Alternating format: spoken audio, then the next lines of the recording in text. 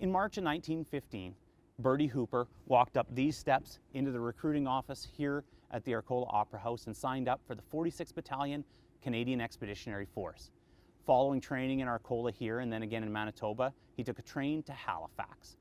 On October 23, 1915, he boarded the ship the SS Lapland, destined for Devonport, England. It was the last time his boots would ever touch Canadian soil. Bertie's story has neither a happy ending nor beginning. He was born May 22, 1893 in Devonshire, England, to destitute parents. He was one of 7 children, and when his mother passed away in 1901, they were dispersed. Bertie ended up in the Bernardo Homes charity, where children could live while learning a trade. Like many children in the program, he was sent to Canada. He learned farming at the Russell Training Farm in Manitoba, earned a Good Conduct Medal at some point, and eventually aged out. At 18 years old, he came to the Warden Farm south of Arcola, where he worked as a teamster. Bertie came to the Warden Farm, and we don't know, sometime before 1914 anyways, and he came there to work as a hired man. Bertie worked for John Warden, but the relationship went deeper. His service file named John as a friend, and his last will and testament left him the whole of his property and effects. When Bertie was killed in action, everything he owned was mailed in this box to the Wardens, the only family he'd ever known. My name's Jim Singleton. I'm married to Maureen Warden, and her father was Harold Warden, and his father was John Warden. He would talk quite a bit about Bertie. We bought the Warden Farm from Maureen's dad in 1970, and in the house was these belongings we found. Got interested in it, looking into it, in the last few years more so. And there's some medals in here and letters he wrote back and forth to Maureen's dad and Maureen's grandfather. I found it quite interesting, and it's been there since, well, 1916, I guess, right. On the farm.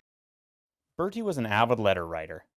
No, I think this is to so his dear friend. That's Maureen's, in France. Maureen's grandfather, John Warden. Someplace there was a letter to Maureen's dad, just as a young lad. Yeah.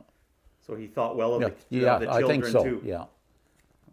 Harold. That's Maureen's grandfather. So or dad. Writing this to a kid. Then, yeah. Oh my goodness, to have it all still together is quite amazing.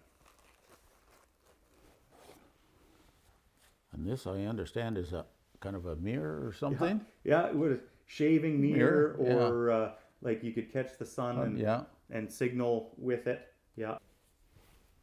And oh my goodness. And that's, his name will be inscribed. There it is. Oh, it is. I've never noticed that.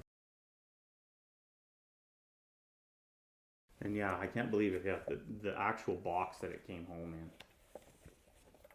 Yeah. Personal effects of the late Private Hooper B, 13th Battalion. That is, I can't get over how amazing all this stuff is to still be together. It's just a treasure trove that we can dive into deeper and just find out more what and who Bertie Hooper was. Right. But I think he was quite attached to the family, I feel, anyways. The family, it was like a home to him, I think. What I feel from reading this stuff and pictures and stuff, because there's pictures of him with Maureen's aunt too.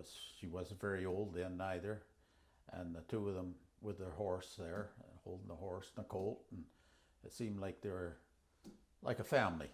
Yeah. And this is a picture of, and we're sure this is Maureen's aunt and her dad, and we're pretty sure this is Bertie Hooper. Dear friends, just a few lines to let you know we are all getting along fine so far. I have seen nearly all the old bunch that enlisted in Arcola. Seemingly, they have been very lucky up till now. There has only been one killed and a few wounded, none of them that you are acquainted with.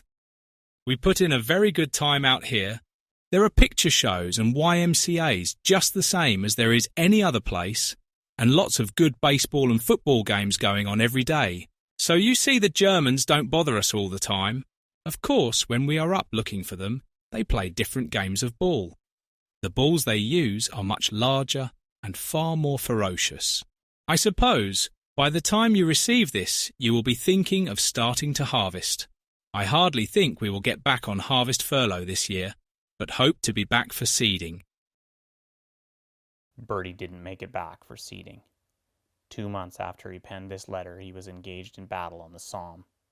Over the course of 2 rainy days, the men were heavily shelled, but showed great courage and endurance.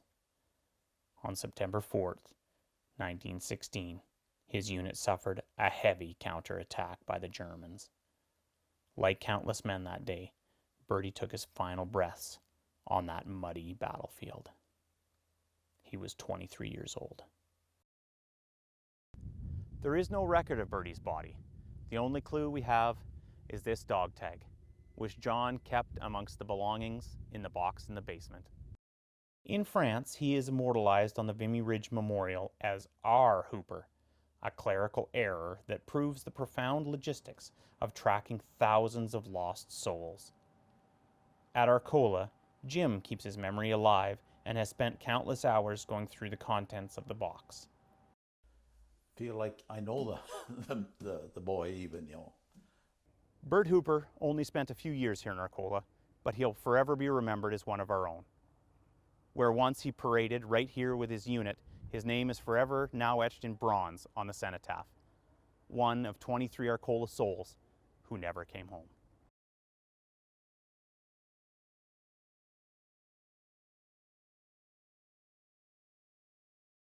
Well, I think I had better be coming to a close.